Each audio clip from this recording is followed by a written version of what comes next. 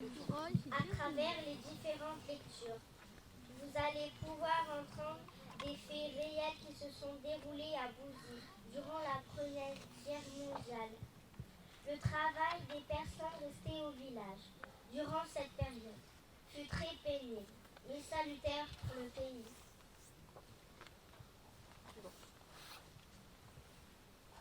1914 à Bouzy. Le 1er août 1914, la mobilisation générale est décrétée. Les hommes valides de Bouzy partent le lendemain rejoindre leur affectation, déterminés à combattre et à en finir avec cette guerre. Ils laissent au village femmes, enfants et vieillards qui seront chargés de subvenir aux besoins des familles. Lettre d'un soldat à sa femme, novembre 1914. Ma chère petite femme, j'ai bien reçu ton dernier courrier qui m'a rassuré sur ta santé. Surtout, prends bien soin de toi et de notre futur bébé. Je comprends votre frayeur quand les soldats ont envahi Bouzy le 29 août au soir. Heureusement qu'il ne faisait pas froid, car il n'est pas facile de quitter sa maison pour dormir dans les pâtures. Cela va être difficile pour vous si vous commencez à manquer de tout. Pour le bois, heureusement que ce printemps, j'en avais préparé un bon tas. Tu pourras au moins te chauffer. J'imagine combien la vie doit être dure sans hommes pour vous aider. J'espère que tu pourras avoir du soutien jusqu'à ton accouchement. Mon oncle Georges doit être bien désolé si les Allemands interdisent les pigeons voyageurs. Lui, le vrai colonneux. Quant à nous, la vie s'organise dans les tranchées. On creuse, on partage les colis arrivés. Nous sommes habillés d'une tunique bleue et d'un pantalon rouge. On ne passe pas inaperçu. Le manque d'hygiène se fait sentir. Ce qui nous gêne le plus, ce sont les poux. On n'arrive pas à s'en débarrasser car il est difficile de se débarbouiller. Mais rassure-toi, nous n'en avons pas pour longtemps. Et j'espère être bientôt près de vous. Porte-toi bien, ton mari qui t'embrasse. Charles. 1915 à Bouzy. Les familles se retrouvent sans hommes et les femmes deviennent ouvrières, chefs de foyer, infirmières, marraines de guerre.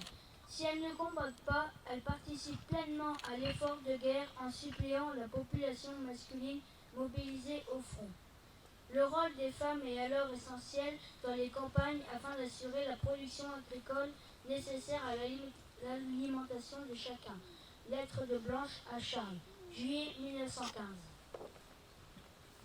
Mon cher Charles, j'ai eu un immense plaisir à recevoir ton dernier courrier et savoir que tu allais bien, malgré toutes les souffrances que tu as endurées cet hiver.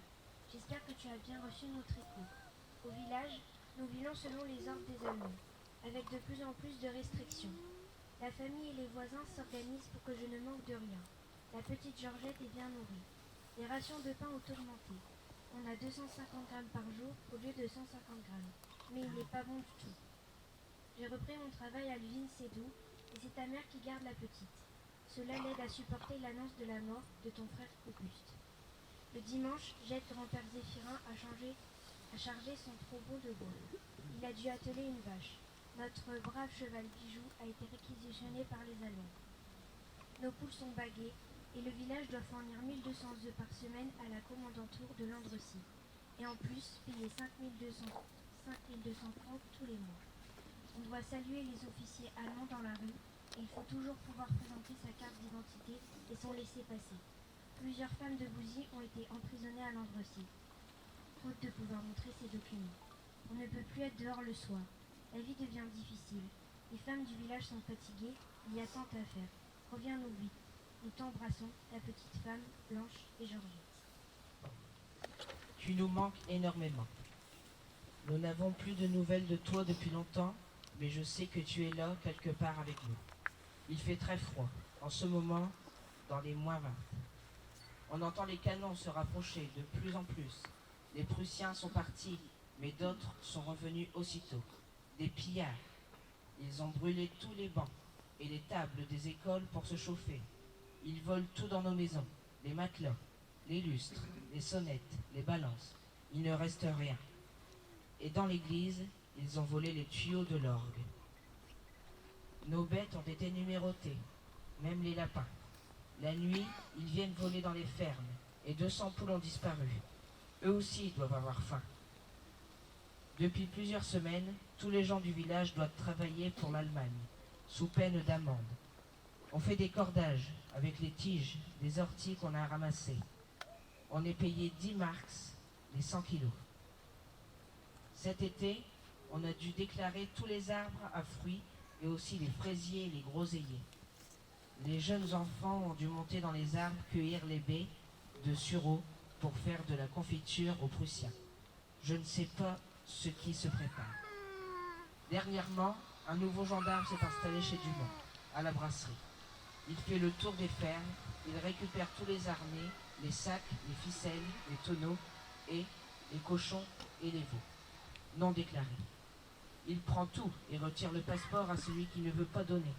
On ne peut plus rien faire. Il paraît qu'ils sont 4000 maintenant. Il y en a partout. Depuis 8 jours, on n'a plus de nouvelles de Bourdon, le brasseur, de Manès, le fermier, et Burlion, le marchand du bois. Le bois. On dit qu'ils ont été enlevés. J'ai peur que la guerre dure encore. Quelle tristesse, quelle désolation dans le village. Comment peut-on comprendre les gens qui font la guerre? Encore un Noël sans toi, où ton bras bien fort, tes 2 petites femmes. 1918 fut la continuité des années de guerre précédentes. Les voleurs sont de plus en plus nombreux. Le village coquet d'avant-guerre, détenu par l'ennemi depuis, est envahi de crasse et d'ordures prussiennes. En octobre 1918, l'anxiété grandit. Le 12 octobre, l'ordre de fuir est donné. Bouzy sera le dernier village évacué. Les combats continueront néanmoins. Les Anglais bombardent les Allemands toujours installés dans le village. Le 23, vers 6 heures du matin, une détonation secoue. Les maisons brisent les vitres et les fenêtres. Minée par les Allemands en fuite, l'église vient de sauter. Dans la matinée, les Anglais prennent possession de la rue derrière les 12. Les Allemands continuent cependant depuis Landrecy de bombarder Bouzy. La fin de la guerre sera proclamée le 11 novembre 1918. Sur les 197 hommes du village partis au front, seuls 117 poilus reviendront.